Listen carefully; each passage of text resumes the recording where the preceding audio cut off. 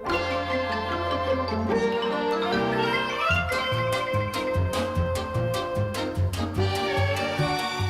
everybody, it's Chris Seeds, Wootini from GayGamer.net, here with another weekly video podcast. And this week it was Christmas! Yay, Christmas! So, I want to share some of my Christmas presents that I got. It was a very Animal Crossing Christmas. I got the Animal Crossing 2016 calendar, which comes with bonus stickers with all the characters, and it's super awesome. The only problem is that there's a lot of wasted space. I mean, they could put more characters, they could put an environment. I'm just saying, like, use your space more wisely, Nintendo, next year. And then he also got me this wonderful book called A Guide to Village Life, which is not an official Nintendo product. It is a fan book. It is a lovely, really beautifully done hardcover book that takes you through how the town works, how New Leaf works, and then like takes you through like your new home and the kinds of stuff that you can do and the furniture sets. It has illustrations of all the furniture sets, and it has, you know, how to plant things and what kind of weeds you'll find and the seasons and the calendar of all the people and all the characters. It tells you their personalities and what you can expect, and it has, you know, all the emotions, and like it's like a strategy guide, but not a real strategy guide. It's a more artistic strategy guide, and it's super wonderful. And I love it. I also got what I was hoping to get, which is my Viewmaster, the Viewmaster Virtual Reality Starter Kit, which unfortunately has one slight drawback. This is fine. However, I have to wear glasses. So if I'm wearing my contacts, it's fine, it's great, it's wonderful, you know? But if I'm wearing my glasses, this is not enough room for my glasses. I'm assuming that they thought, well, this is for kids, it's Viewmaster, it's for children, so children won't necessarily be wearing glasses. And if they are wearing glasses, they'll be wearing smaller glasses for their smaller little heads, and it'll all fit just fine. But the rubber doesn't have that much give, and putting my large glasses frames in here gets a little tricky sometimes. Because without the glasses, it's not close enough that I can see. You know, I need my glasses to be able to see the image. It's blurry otherwise. And I have downloaded a few, like, Google Cardboard VR apps.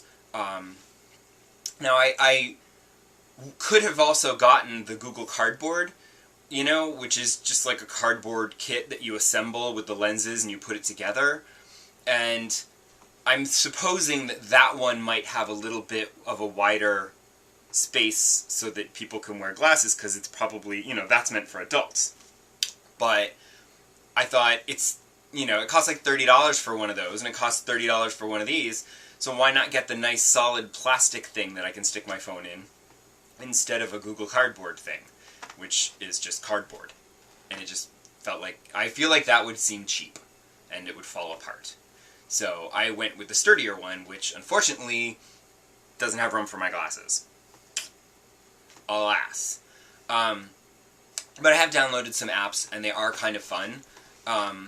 There's one where you literally, I don't know if it's real time or what, but there is one where you can use Google Street View, and you're literally there, and you can look all around, and you know, you press the trigger to tap the screen to move forward the next, you know, whichever way you're facing, you can continue to move forward, and you can literally, like, walk down the streets of whatever city you want.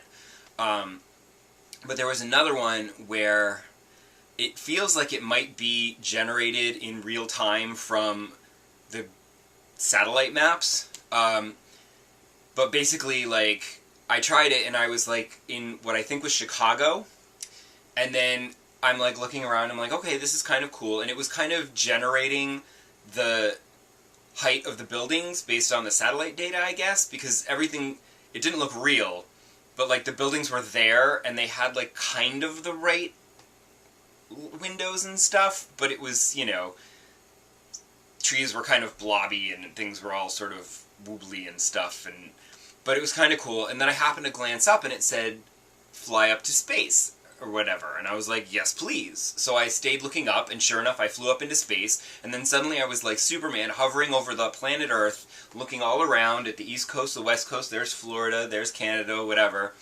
And I said, you know what, let me just aim for New York. And I pressed the trigger, and I started to fly forward, and I flew down towards New York, and I could see Central Park, and I could see the bridge and everything, and I said, wait, I gotta go find my home.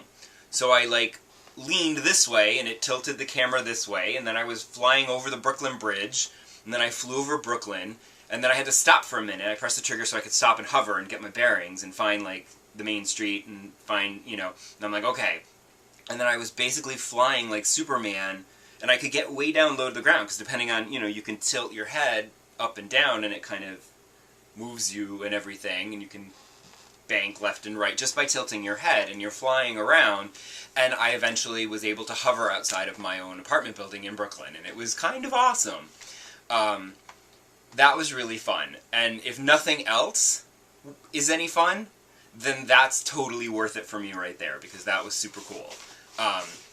And even though it doesn't look as cool as like when you're doing the street view, which is like actual photographs of like you could walk around London or Paris or whatever, and that would be really cool, this doesn't look as good because it's kind of faking the depth of the buildings based on the satellite data.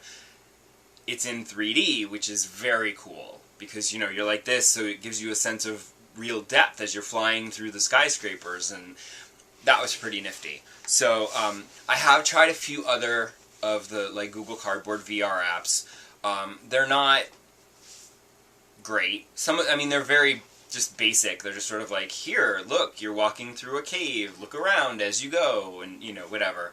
The actual ViewMaster apps, I've downloaded a couple of those and done some of the sample things, but you have to actually buy those for like $15 in order to look at them all, and I don't know that I really want to do it, because they're kind of neat. You know, I'm looking around at like the Parthenon and stuff in Greece, but it's not in 3D, and I'm like, ViewMaster's supposed to be in 3D.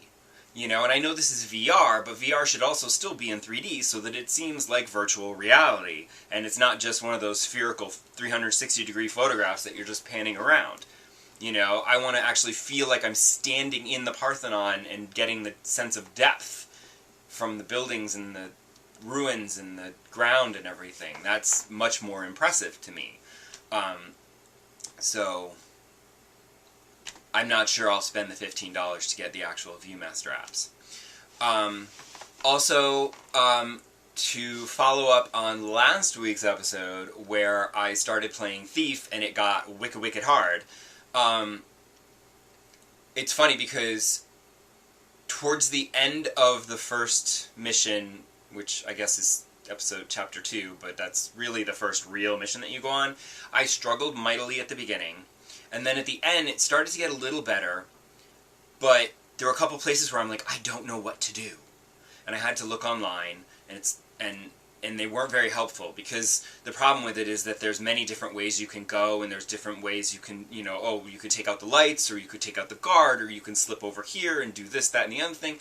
So the guides they'll tell you one way to do it. But I feel like after I finished that one, and I started doing the next one, I felt like I started to get the hang of it, and I started to figure out, like, okay, I can go and do this, and then I can do this, and I think I'm getting a little better at it. So I'm still playing it. I haven't given up yet. Although a couple of times I got caught by guards, and I literally just had to, like, run away. And a couple times I've gotten cornered, and then I'm like, alright, just kill me and I'll start over where I left off, the last save point. But a couple of times I was actually able to, like, find a place to hide or to get up on the roofs and be okay. And then catch my breath and then go back and try to do what I was trying to do. I haven't given up yet. Still persevering. I think I might have gotten the hang of it. We'll see. You know what? I also started playing the Pokemon Picross game on the 3DS. It's free to start. But you know what? I'll talk about that next week because I've only just started to play it like seriously, and I figured out like what I'm doing because the instructions weren't entirely clear. But I feel like I've gone on a little bit too long, and I don't want to be a hugely long episode, so I'll save that for next week. And I'll see you then. Bye!